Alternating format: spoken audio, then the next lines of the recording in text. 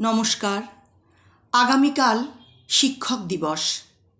দেশের সমস্ত শিক্ষকদের প্রতি আমার বিনম্র শ্রদ্ধা। এই উপলক্ষে আমার নিবেদনে কবি সুবোধ সরকারের লেখা কবিতা ঘুষ। রবীন্দ্র রচনাবলীর নবম খণ্ড দিয়ে চাপা দেওয়া সুইসাইড নোট। ছেলেকে লেখা। নিজে হাতে ব্লেড নিয়ে বাথরুমে ঢুকেছিলেন মাস্টার মশাই। দুপুরবেলা কাজের লোক দরজার তলা দিয়ে রক্ত আসছে দেখে চিৎকার করে ওঠে। ছেলেকে লেখা এই তার প্রথম এবং শেষ চিঠি। অরণি, আমি বিশ্বাস করি সন্তান পবিত্র জলের মতো। যদিও তোমার সঙ্গে আমার সম্পর্ক ভালো নয়, তবু তোমাকেই লিখে রেখে যাই। গত 2 বছর তোমার মায়ের চিকিৎসা বাবদ আমার যৎসামান্য সঞ্চয় আপাতত নিঃশেষিত। চিকিৎসার ব্যয়ভার আমি আর নিতে পারছিলাম না।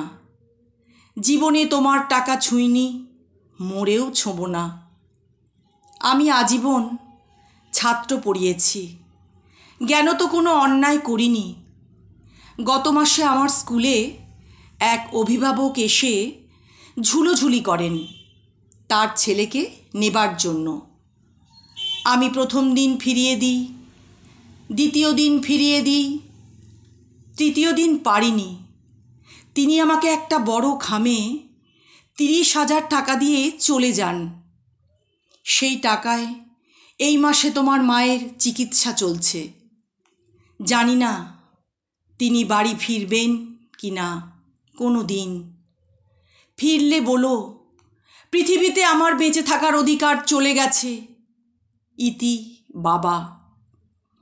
যখন সারাটা দেশ দাঁড়িয়ে আছে ঘুষের টাকার ওপর, তখন রবীন্দ্র রচনাবলী দিয়ে চাপা দেওয়া একটা সুইসাইড নোট। হাসপাতালে গাছের তলায় গা ছমছম করছিল।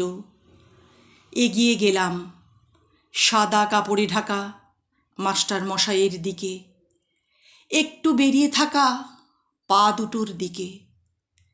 ওই একটু বেরিয়ে থাকা পা দুটো যেন ভারতবর্ষের শেষ মাটি।